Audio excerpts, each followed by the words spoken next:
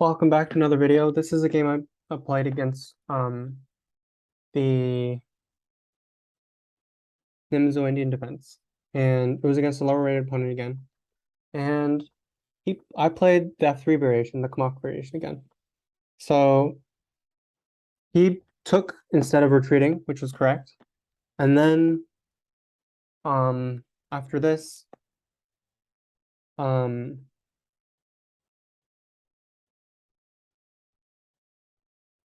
I played this novelty. So as you can see from the opening book, no one has played this, but in this position, there's 125 games where back goes c5 and transposes.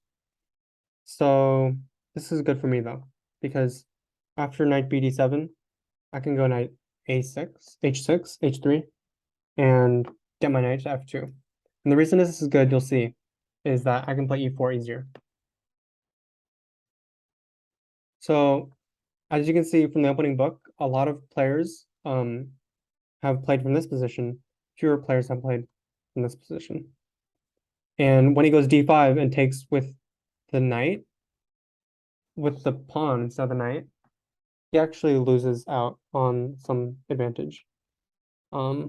This position is pretty equal, but it's complicated after I get this extra pawn. This position is good for me, and white has pretty good results. Like, without seeing like this position, knight c6, knight e2, knight usually goes to e2 in this position, but here, white is better because all these wins from white. Also, if he goes knight c6 here, I can't go knight h3 because he takes my knight with his bishop. When I recapture, I've doubled my pawns and ruined my pawn structure. So then when I castle, my king is going to be exposed. But he blocked his bishop instead, which allows me to put my knight there.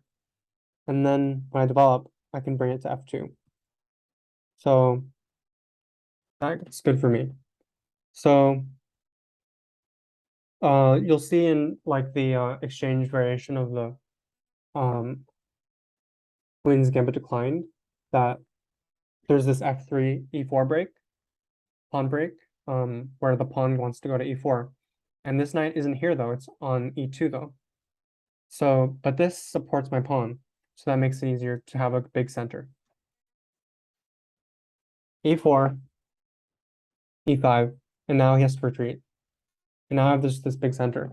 I could play g4 here and just gain even more space, and that's what I did the next move. But just a tiny inaccuracy maybe on my part, because if he goes f5 here, then I can't play g4 because then he takes. And he has more defenders than attackers on the pawn. I have 2 on the pawn, he has 2 defenders. So if it's equal, I can't recapture. If I have more than one, if I have one extra piece, then he can't recapture. And I end up with the extra piece. Also, there's this rule called en passant, where the pawn goes up 2 squares, and if pawn on the 5th rank can take diagonally, and it's actually a legal chess thing, but that would help him because then he gets his knight in. So actually, I don't want to play that special move, which is called en passant. It's French.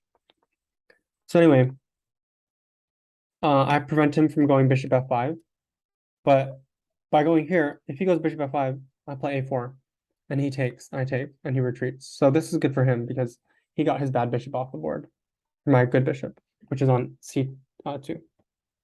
So as you can see the notation, A, B, C, D, E, F, G, H, this bishop is on c1 because it's on 1 rank.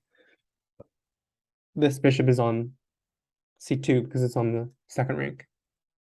So you often hear people want to get the rooks on the 7th rank here. On my 7th rank is here from my perspective. His 7th rank is here, but this is the 2nd rank. So I gain space. I'm threatening to push and kick his knight or trap his knight. So he blocks that, but then I gain space on the other side. So I'm playing on both sides of the board. and he tries to defend. So with h3, I'm defending the pawn and supporting it, and then I'm gonna move this knight and reroute it to g3. So he goes runs with his knight to try to improve it, and I gain some more space. So he goes back. He just wasted 2 tempi. Tempi is the plural of tempo. So now he has the g4 square, g5 square, which is more obvious to him. Well, actually, no. Yeah, I'm giving him the g5 square. So yeah, but he just lost his pawn. So I guess he didn't see that for some reason.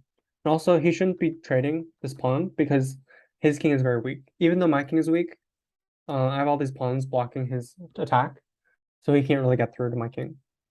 And his rook is on the wrong place. It should be here. And this rook is also out of the game. But my bishops are kind of pointing at his king, and that's good for me because I'm up material too. I'm up a pawn. So I have this great square to run to, and he tries to pin my pawn to his king, and now I have this beautiful pawn chain. So I'm just closing out the game here. So you might say this is checkmate, but he can sacrifice his rook for my bishop, and now I get his rook with my pawn. And now I also got his knight. I bring my last piece into the game, which is my knight, which is not doing anything in the corner. As you might know me say, the knights on the rim are dim, so if you want to bring it out of the corner. So I'm bringing it here, threatening to fork him on f6. He runs with his queen. I check him. And instead of taking his queen, as you can see, rook g1. What is that? That's checkmate. So I won. Yay me. Thanks for watching. If you liked the video, give it a like, subscribe, channel, comment below. And thanks for watching.